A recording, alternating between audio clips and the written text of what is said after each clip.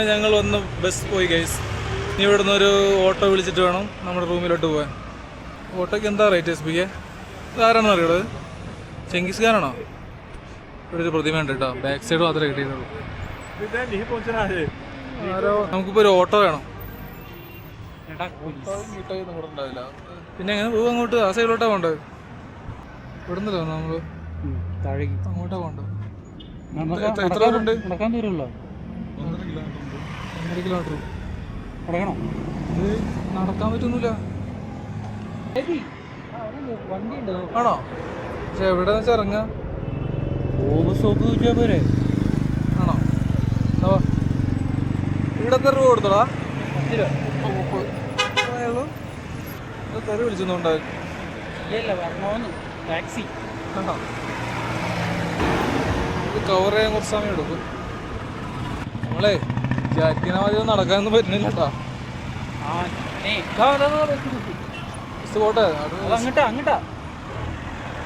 Auto ഒന്നും നടക്കൂല കേട്ടോ.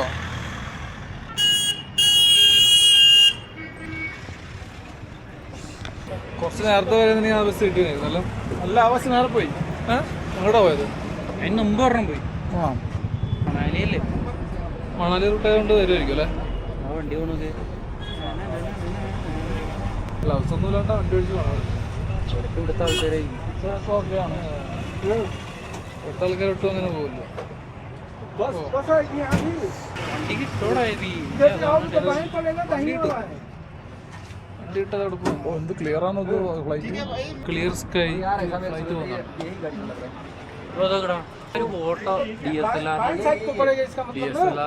പറയണ്ട.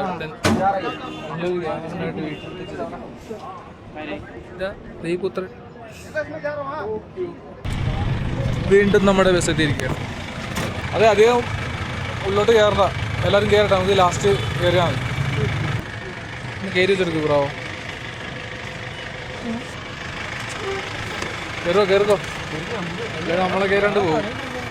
എടാ, എനിക്കൊരു ക്യാബ് തരണേ. ഇതുകൂടെ കേട്ടോ, ഒരാളോട് ഉണ്ട് നോക്കണേ. ഇവിടെ ഈ ബാഗ് ഒന്ന് പിടിക്കോ? വേറെന്തെങ്കിലും ഉണ്ടോ?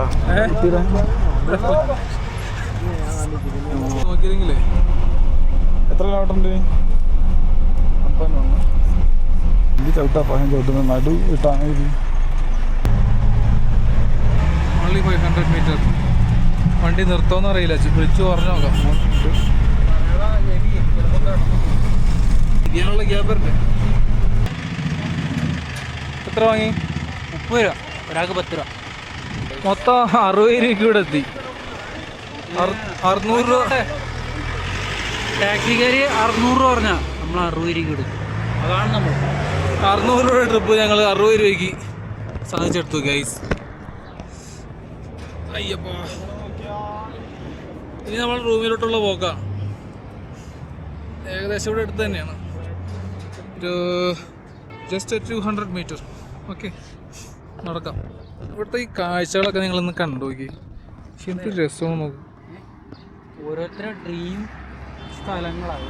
എന്താന്നൊക്കെ അതിൻ്റെയൊക്കെ ഭംഗി നോക്കി. കേരളത്തിൽ